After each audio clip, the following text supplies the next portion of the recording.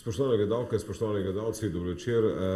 Gost nocojšnje oddaje je gospod Gojko Stanič, Infokus seveda, prihaja pa iz prve izredne skupščine ljudstva, pravkar mislim, da se je končala v Cankarjevem domu, pa me zanima, kakšne sklepe je ta skupščina sprejela. Oziroma, vi ste se udeležili, ste verjetno govorili tudi na tej skupščini. Ja, tudi udeležil in govoril sem se. Glejte, na tej skupščini se je zbralo pravzaprav članjenih 44 skupin državljanov oziroma volivcev, ki niso zadovoljni s tem, kako se je to država zadnjih 22 let upravlja. In razglasili smo se pravzaprav za skupščino ljudstva. Jaz sem pač dejal, da je pravzaprav to skup ljudi, ki jim ni vseeno, kaj se dogaja. Nismo bili pač izvoljeni. Sami smo se odločili, da je treba nekaj spremeniti. In v glavnem vsi, ki so razpravljali, so menili, da nima smisla to fiskalno pravilo uvrščati v ustavo, ampak da je treba raje odpreti delovna mesta, zagnati gospodarstvo in se s tem ukvarjati. Druga točka okrog referenduma, da se še bolj pravzaprav omeji ta zakonodajni referendum, ki je itak negativen referendum. Državljani namreč nimamo pravice do zakonske pobude, prav da napišemo predlog zakona in da pol sami izpeljemo referendum. Te pravice sploh nimamo. Samo če parlament nekaj sklene, sprejme zakon, potem lahko rečemo ja ali pa ne. Vi bi želeli, da imajo ljudje možnost predlagati nek zakon in ga v bistvu mimo parlamenta z referendumom pravzaprav zakoniti, ali kako? Jaz moram reči, da se kar lepo zgledujem po švicarski praksi. O vseh ključnih vprašanjih, že dolgo časa odločajo volivci na referendumih, ki jih imajo pogosto.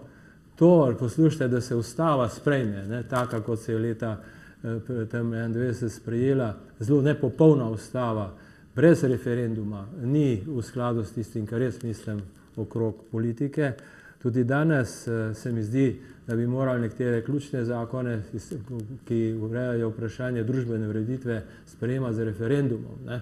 Ne pa, da se pravzaprav reducira vsa sedanja demokracija na volitve, ki so pa relativno zelo zrežirane, v eni izredni favoriziranosti tistih, ki so že na oblasti, in tiste struje mislecev, ki pravzaprav mislijo, da je potrebno Slovenijo spremeniti v kolonijo tujega kapitala.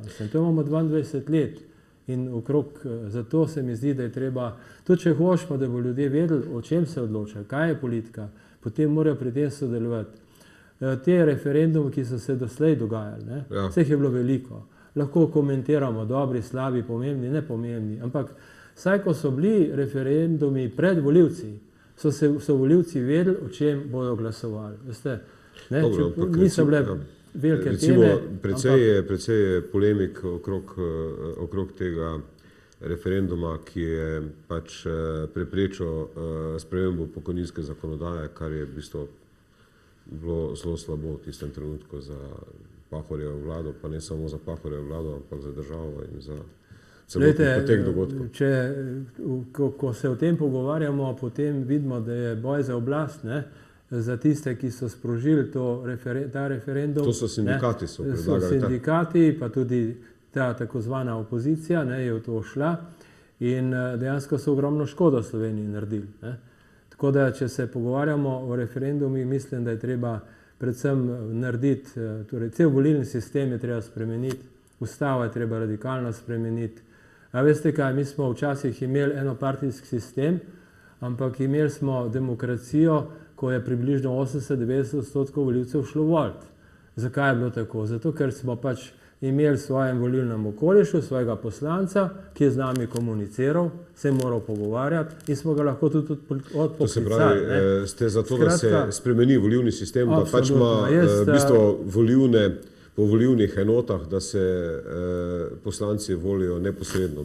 Ja, glejte, že pred 2 leti oziroma sem objavil knjige, kjer pač o tem veliko sem razmišljal in predlagam drugačno ustavno ureditev, o kateri mislim, da je bilo dobro, da se pogovorimo. Prvič, zdaj, to bi se vrnilo, samo če ostanemo zdaj na temle. Na skupščini. Na skupščini.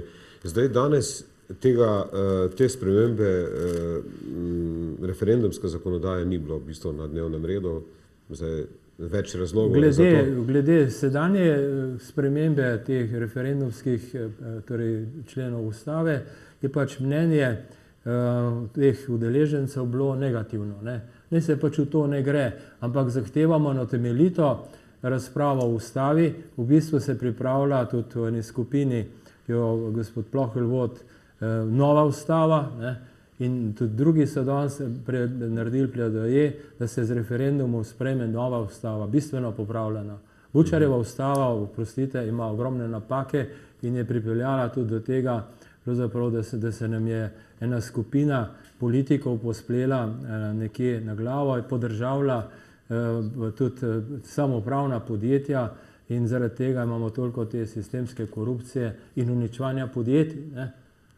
To je glavni razlog, da je Slovenija v taki krizi. Zdaj, to se pravi, ta prva skupščina ljudstva nasprotuje temu, zdaj verjetno bodo te spremembe referendumov prišlo, v bistvu referendumske zakonodaje, predvsem zaradi tega, ker pač je bilo precej krat zlorabljeno ta referendum pri vprašanjih glede, ki so vezane na proračun ali pa v bistvu izvrševanje proračuna. Tu nekako nobena država, mislim, precej držav ima tu omejitve, o tem se pač ne more, v bistvu davki ne more biti na referendumu, če tako rečem. Ja, glejte, praktično vsak zakon ima neke finančne posledice, tako da praktično to pomeni, da se v ničemer ne bo pač glasovalo na referendumu. A veste, ne razumem, zakaj pa so Švicarji tako, ne vem, nenormalni. Oni recimo v vsakem taki finančni zadevi glasujejo. Ko so se odločali recimo o tem, da bodo dali določen denar s tem recimo državam, ki se vključujejo v Evropsko skupnost, ampak računica je bila taka, oni so morali svoj trg odprti v Evropski uniji, ampak potem so oni glasovali, pa je šlo za nekaj milijard, ampak so glasovali. Pri nas jaz mislim, da ni v redu, da se v največjih stvarih ne glasuje, ker ne vem, mislite, da bi morali ljudje odločati, v bistvu to se pravi stališče, ampak recimo, če govoriva o italijanskem sistemu, tam pa je potrebna 51% oziroma preko 50% volilna udeležba, da je referendum uspešen. Mislim, italijanski sistem je pa zelo strog, kar se tega tiče. Tu je v bistvu, mislim, da 20 ali 25% volilna udeležba, mislim, da je tu nekje.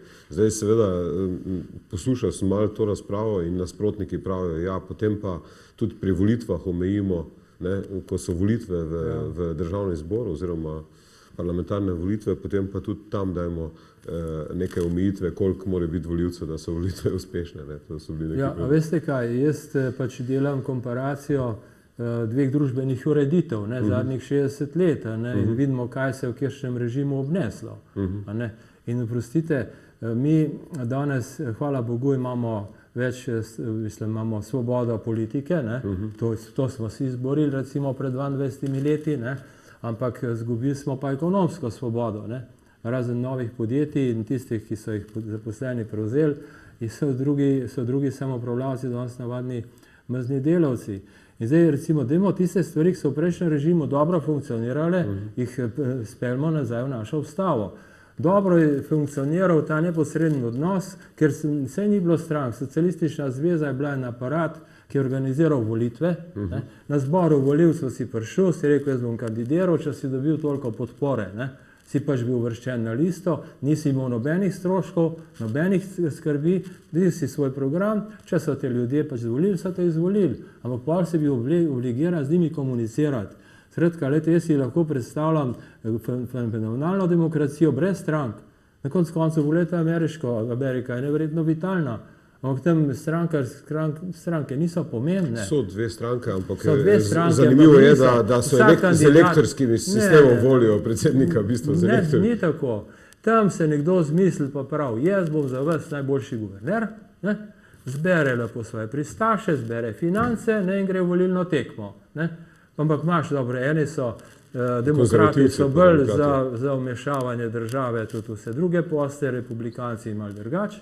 Res je, da ni strankarske discipline. Kongresniki imajo zelo veliko težo, oziroma so odvisni od svojega volilnega okolja. A veste? Zato je tudi Amerika bolj vitalna od Evrope. In Anglija je tudi zelo, v bistvu ti kongresniki oziroma člani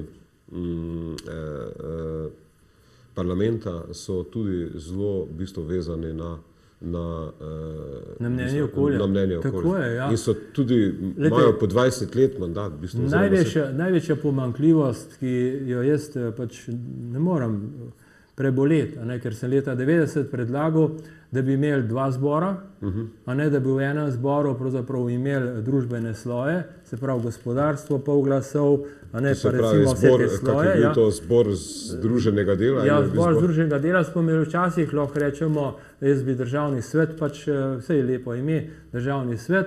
Kot drugi dom, v bistvu. Ta drugi dom bi predvsem odločal o financah, o proračunu.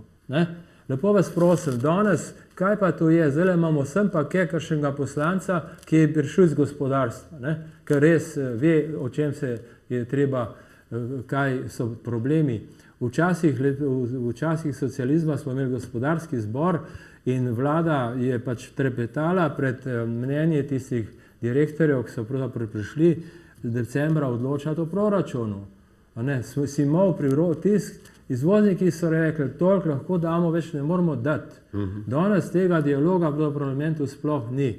Jaz sem za to, da se nazaj uvede neprofesionalno poslansko delo, ker za resne poslance, lepo prosim, več kot tretjino delovnega časa se ne rab za politiko.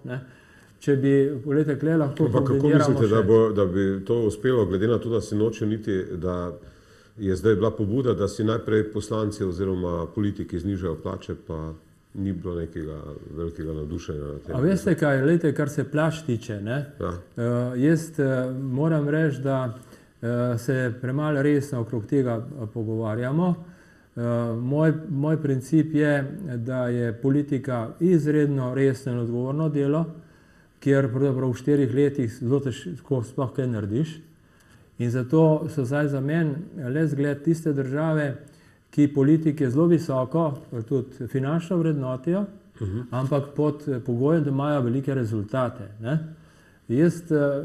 Drugič, če si resen politik, je tvoj delovnik 12-14 ur dnevno. Tega se moramo zavedati. Ni praktično prostega časa, če pač to funkcijo resno upravljaš. Zato vsaj 3-kratnik osnovne povprečne plače mora biti osnovna plača slehernika politika. Za gibljivi del bi pa jaz predlagal, da so lahko nagrade visoke, pod pogojem, da bodo 100.000 delovnih mest odprli. Potem se pač še nagrado da. Zakaj ne?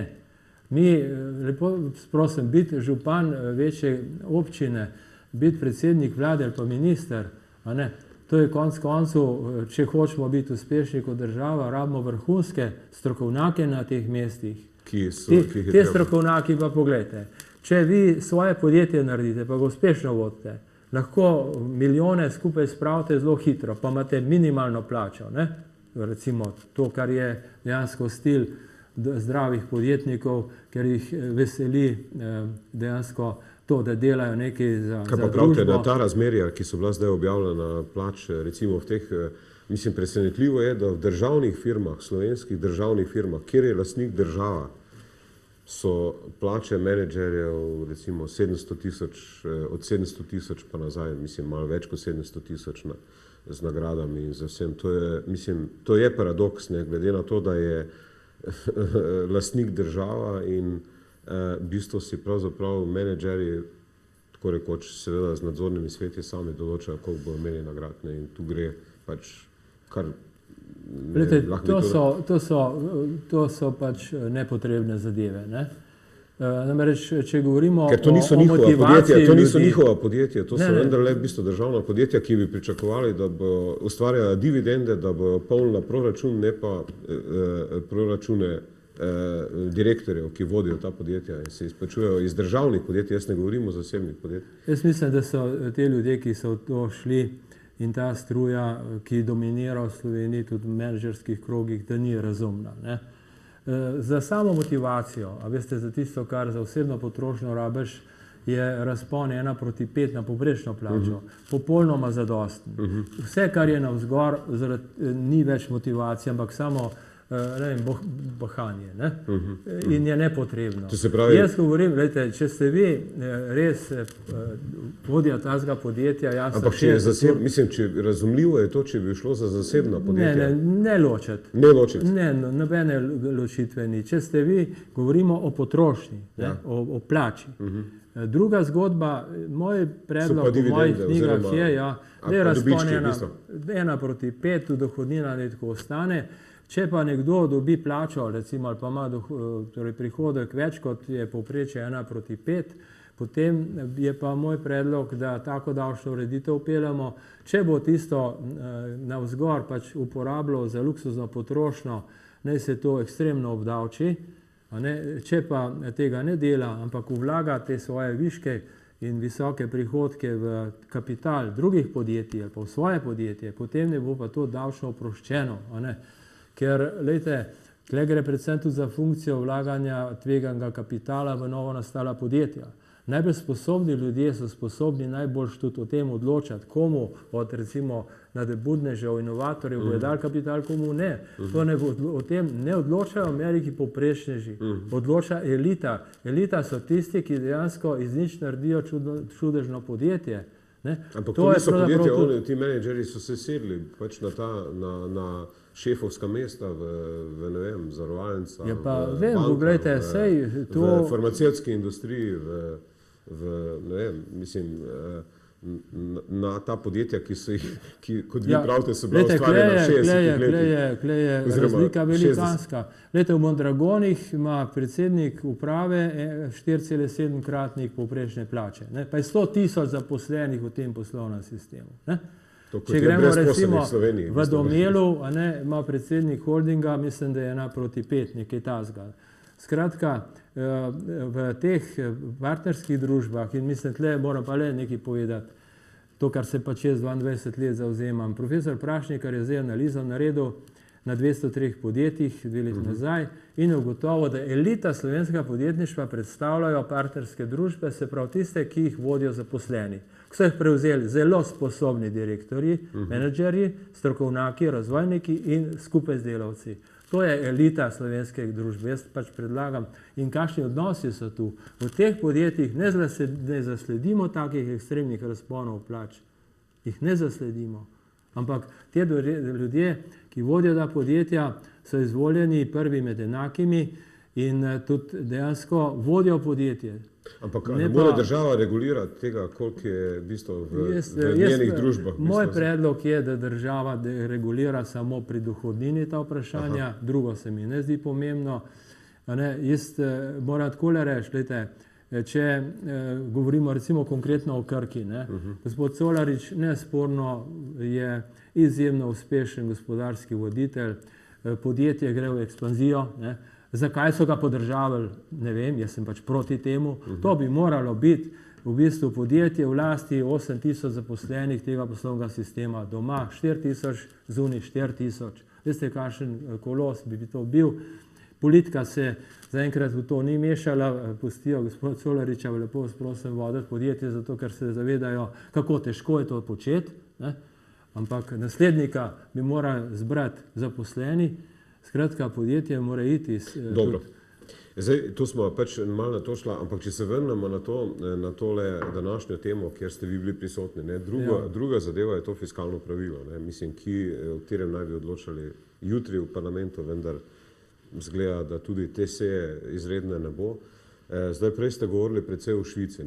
Jaz mislim, da vse, koliko sem poslušal, politiki ne razumejo ravno bistvo fiskalnega pravila, ker fiskalno pravilo so si prav tako Švicarji spomnili v enem kantonu, kjer so v enem določenem obdobju uporabljali preveč denarja, kot so ga imeli v proračunu in so si so uvedli to fiskalno pravilo, mislim, da je to se začelo pred drugo svetovno vojno in sankcionirali recimo oziroma dvignili davke ali kakorkoli, da so potem vodili uravnotežen proračun, da pač jim ni manjkalo v proračunu, da so to porabili, koliko so pravzaprav zbrali. Ne? Mislim, da gre dost po eni strani za nerazumevanje. Ne, jaz se absolutno strinjam s tem, da če ste vi v podjetju, ne morete potrošiti več, kot ustvarite, oziroma pač podjetje propade. Isto pravilo mora veljati tudi za globalno skupnost, kot je država. To načelno zadeva absolutno velja. In problem je, da se tega zadnjih 22 let ne spoštuje. To je res. 22 let se ne spoštuje. In zdaj mislite, da je problem to, in v bistvu cela ta zgodba o uspehu je na uvoženem kapitalu, ne na domačem varčevanju. Kle, recimo, pač jaz 22 let temu nasprotujem. Mi smo imeli zakon o internih delnicah, ljudje bi podjetja dokapitalizirali, nobene politike ne bi bilo v podjetjih in mi bi bila cvetoča država danes. Ena od najbolj konkurenčnih. Ker če bi vseh 1300 podjetij tako funkcionirali, kot danes funkcionira elita teh partnerskih družb, potem bi seveda bili mi ena od najbolj uspešnih držav. In to tudi predlagam zdaj tem politikom, da se denacionalizacija izpelje, da se to najboljšo prakso najboljših podjetij prenese na vsa podjetja. Zapravi, ne da se prodajo ta podjetja. Nobene potrebe ni, da se prodaja podjetja. Ampak mislim, da danes... Državni kapital je treba uporabiti za to, da se sanira realni sektor. Država, oziroma takole je, volivci so pa zvolili te stranke, so družben kapital podržavle. In zato naj pač ta državni kapital se uporabi za to, da se škodo, ki so jo pač volivci in politiki naredili v 20 letih, podjetjem vrne. Skratka, moj predlog je, da se vse, kar je šlo sodu in kadu, vrne podjetje v obliki delnic tistih podjetij, ki dobro funkcionirajo. Skratka, vi niste, nisem za to, da se Petrol in vse te podjetja prodaja. Danes mislim, da je na mizi koalicije Telekom in pa NKBM, mislim, da sta to prvi podjetji, ki sta na spisku za prodajo. Pa mogoče še katera, natančno ne poznamo tega nacionalnega varčevanja. Ta model je pravzaprav etatističen model. V bistvu zdaj podjetja so v težavah. Treba tudi pogledati, katera podjetja so v težavah. Imajo zunanje lastnike, ki so slabo gospodarili. In zdaj bojo dobra slovenska podjetja spet pokrivala slabo gospodarjenje slabih gospodarjev, zunanjih lastnikov. Recimo, vzemimo primer Cimosa. Jaz predlagam drugače. In tudi, če se proda Telekom, potem vlada razlaga, bomo vložili v gospodarstvo. Po kakšnem kriteriju? Kdo bo odločil? Spet subjektivno, voluntaristično odločanje. Verjetno bo moralo iti za poplačilo dolgov oziroma kreditov in obresti. Ne, glejte, kolikor jaz razumem, saj, če bi se kakšno podjetje prodalo, potem s tem to investiralo v gospodarstvo. Moj predlog je, da se nič ne prodaja, ampak da se škoda 1300 podjetjem vrne. Konec koncev Petrol je bilo privatno podjetje, to je bilo v lasti zaposlenih, Mercator isto. Recimo v Heliosu so zaposleni za 19krat povečali kapital, pa niso praktično nobeni lastniki. Tisti, ki so zavozili vodenje, se jih zdaj prodaja. Zvon 1 pa Zvon 2, pa še drugi, in so zdaj na prodaj. 3000 praktično zaposlenih, veste. V bistvu, čisto vse so zaposleni naredili, te zunanji lastniki niso podjetju čisto naštali in zdaj bojo še prodali. In zdaj problem je, da te kupci, problem je recimo na njihovem področju, ker pač sodelujem z njimi in se veliko pogovarjamo, tudi zakon smo pripravljali z njimi okrog tega, da se vrne podjetja zaposlenim. Oni se bojijo, da bojo brez dela ostali. Namreč proizvodnja lakov in teh njihovih je pač prevelika in v bistvu tisti, ki bi njih kupil, bi kupil njihovo tržišče. Tega se bojijo. Bojijo se, da bojo ostali brez dela. Ne samo, da so samo navadni mazni delavci, ostali bi še brez delovnega mesta. Skratka, tole, kar se je naredil leta 90, da se je podržala samoupravna podjetja, to je pravzaprav glavni razlog, da so v Oziroma, takih mislite, da je težavah. ta sistem privatizacije, ki je bil takrat v bistvu leta... Vse to ni bila privatizacija, Oziroma- to je bilo podržavljanje in ropanje v bistvu samoupravnih podjetij. Glejte, zaposlenim se je v povprečju pustilo 20% lastnine. Če govorimo o Etolu, vrhunsko podjetje, toliko so bili uspešni, da so toliko kapitala skupaj spravili, da so s certifikati prišli do 7% lastnine. A ne? Inovativno podjetje. Ko sem jaz recimo pred njih bil, da bi lastninili podjetje tam v 90-ih letih, ko smo pač te projekte peljali, smo ugotovili, da je podjetje tako bogato, da če bi preko recimo vzporednega podjetja skušali jih prevzeti, da podjetje uničimo. In nisem delal tega projekta, ker sem rekel, ne gre k vragu, ne bomo podjetja uničili zaradi teh neumnosti. Ne? Ampak zdaj so ga pa prodali. Se pravi, vse, kar so naredili, so ga prodali zdaj tujcem. Dobro, dajmo na tej točki zaključiti, nadaljujeva s to zanimivo temo, seveda pa tudi v bistvu s temo fiskalnega pravila, ki je pravzaprav jutri na mizi in danes zvečer tudi na mizi koalicije. Predlagam, da pogledamo oglase, pa nadaljujemo takoj po oglasih.